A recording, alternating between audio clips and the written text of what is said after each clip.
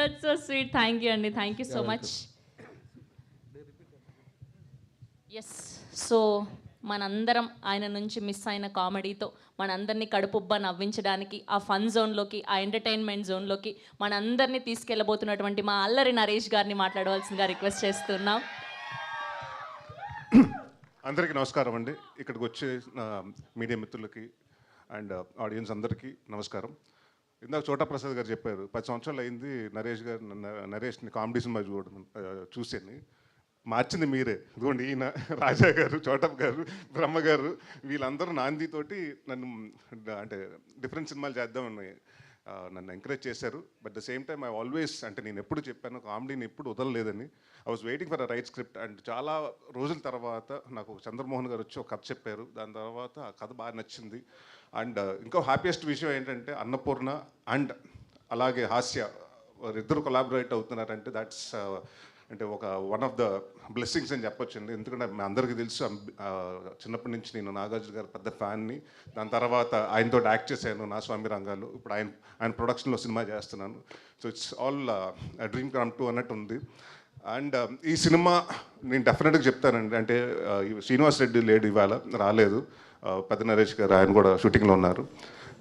మేము రెండో రోజు మూడో రోజు షూటింగ్ చేస్తుంటే శ్రీనివాస్ రెడ్డి వచ్చి నా దగ్గరకు వచ్చి ఒకటి అన్నాడు. అన్న ఒకటి చెప్పాలన్నాడు. ఏంటన్న?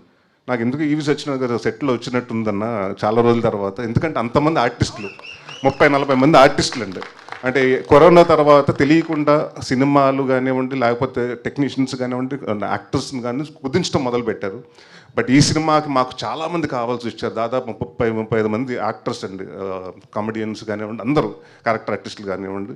సో ఐ వాస్ చిన్న కొంచెం భయం ఉంది రాజా గారు ఎక్కడ అని. బట్ రాజా గారు అనుకున్నట్టు అందరినీ తీసుకొచ్చారు, ఎక్కడ కాంప్రమైజ్ అవ్వలేదు. అండ్ డెఫినెట్గా నేను చాలా రోజులు ఎప్పుడు చెప్పను, ఈ సినిమా నేను చాలా కాన్ఫిడెంట్గా ఉన్నాను. అండ్ డెఫినెట్గా 2.5 hours మీరు ఏదైతే 10 సంవత్సరాల నుంచి మిస్ అయ్యారనుకుంటున్నాను నరేష్ని, అది డెఫినెట్గా ఫుల్ఫిల్ అవుతుంది.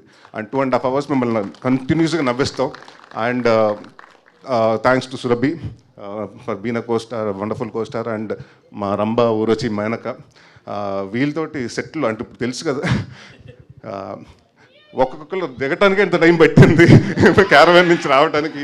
బట్ ఎప్పుడు పాపం అంటే ఎస్పెషలీ వీళ్ళు ముగ్గురు గురించి ఎందుకు చెప్పాలంటే డిసెంబర్లో షూటింగ్ చేస్తున్నాం. ఆ టైంలో ఆల్మోస్ట్ 6 to 7 ఉంది.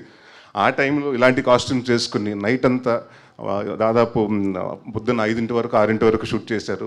అండ్ వాళ్ళు చాలా సిన్సియర్గా చేశారు. అండ్ అందరికీ ఈ సినిమా చేసిన ప్రతి ఒక్క టెక్నీషియన్స్కి, అలాగే మా నందు గారు నాకు ఆయన చాలా ఇష్టం. అంటే చాలామంది అడుగుతున్నారు కామెడీ సినిమాలు ఎందుకు రావట్లేదు ఈ మధ్యకాలం అని. కామెడీ రాసి వాళ్ళు తక్కువయ్యారు. అండ్ నేను అదే చెప్పారు నందు గారికి, సార్ మీరు డైరెక్టర్ అయిపోవద్దు అండ్ ప్లీజ్ సీరియస్ సినిమాలు కాదు కామెడీ సినిమాలు రాయండి అని. అండ్ ఆయన ఒక విజన్, చంద్రమోహన్ గారు ఎంత అనుకున్నారంటే ఆ విజన్ని 100% అంటే నేను చదువుతున్నప్పుడు కూడా అంటే ఫస్ట్ మీ నవ్వుకుంటే ఆన్ సెట్లో అది డెఫినెట్గా అది వస్తుందని నేను అనుకున్నాను. అండ్ చాలా రోజుల తర్వాత సీన్ పేపర్ చూసి నవ్వుకుని ఎంజాయ్ చేస్తూ, అంటే ఒక సీరియస్ సినిమాలు చేసినప్పుడు ఒక మైండ్లో ఉంటామండి. అంటే అది మూడ్ అంటారా లేకపోతే ఆ క్యారెక్టర్లో ఏదో ఆలోచిస్తూ దాని గురించి ఉంటాం. బట్ కామెడీ సినిమా చేసేటప్పటికి చాలా ఫన్ ఉంటుందండి. ఈ సినిమా చాలా ఎంజాయ్ చేస్తూ చేసాం. సో అగైన్ మా రాజా గారు చెప్పినట్టు ఈ సినిమా September 4th పెద్ద హిట్ అవుతుంది. అండ్ నెక్స్ట్ ఇమ్మీడియట్గా మళ్ళీ రాజా గారితో సినిమా చేస్తున్నాం. అండ్ మా చైతన్య భరద్వాజ్ గారికి మంచి ఇది ఇచ్చారు, మాకు సాంగ్స్ ఇచ్చారండి. అండ్ ఆర్ఆర్ కూడా చాలా బాగా చేశారు. And thank you sir. And Rama Reddy గారికి, మా చోటా ప్రసాద్ గారికి, అంటే మా సినిమాల్లో అన్ని టైటిల్స్ మారుతుంటాయి కానీ పేర్లు మారవండి. చోటా ప్రసాద్ గారు అండ్ బ్రహ్మకళ్ళి గారు బిన్ కాన్స్టెంట్ నాకు నాంది దగ్గర నుంచి. So they more like a family. And ఈ సినిమా ప్రతి ఒక్కళ్ళు ఒక ప్యాషన్ తోటి, అంటే మేము కొట్టి చూపించాలి హిట్ 100%. అండ్ కామెడీ సినిమా చాలా రోజుల తర్వాత వస్తుంది కాబట్టి జనాలు ఏదైతే ఎక్స్పెక్ట్ చేస్తారో అప్పటికిప్పుడు కొంచెం కామెడీ మారింది. సో అప్డేటెడ్గా మేము అన్నీ తీసుకుని వస్తున్నాం. అండ్ September 4th డెఫినెట్గా మిమ్మల్ని అందరిని నవ్విస్తాం, ఈ సినిమాతో ఎంటర్టైన్మెంట్ చేస్తాను నేను గ్యారంటీగా చెప్తున్నాను. Thank you very much. Thank you Naresh గారు, థ్యాంక్ యూ సో మచ్. ఒకవేళ టాలీవుడ్లో ఉన్న హీరోయిన్లలో రంభ, ఊర్వశి, మేనక అన్న బిరుదులన్నీ ఇవ్వాలి అనుకుంటే ఎవరికి ఇస్తారు? రంభ ఎవరు, ఊర్వశి ఎవరు, మేనక ఎవరు? అది మా డైరెక్టర్ గారిని అడగాలండి. మీరు చెప్పండి. యాజ్ ఎ హీరోగా నార్మల్గా అండ్ చాలా వర్క్ చేసిన వాళ్ళు కాదు మిగతా హీరోయిన్లు అంటే అందరూ అంటే మంచి యాక్టర్సే కదండి. మీ సినిమా టీం కాకుండా మిగతా హీరోయిన్లలో రంభా అని ఎవరిని చెప్పండి అమ్మా, ఎవరన్నా చెప్పండి మీరు.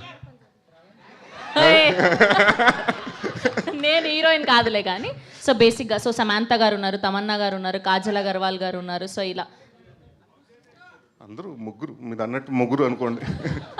ఓకే, థ్యాంక్ యూ నరేష్ గారు, thank you so much, wishing all the very best. So we have sorry, మా రైటర్ పేరు చెప్పటం మర్చిపోయాను, తన గురించి మాట్లాడుతాం. నందుతో నా జర్నీ సామజవర్గమన. మేము ఇంకా సినిమానే స్టార్ట్ చేయలేదు, ప్రొడ్యూసర్ అవుదాం అనుకున్న రోజుల్లో కెఫే మిలాంజ్లో కూర్చొని వస్తే నాకు సామజవర్గమన కథ చెప్పాడు.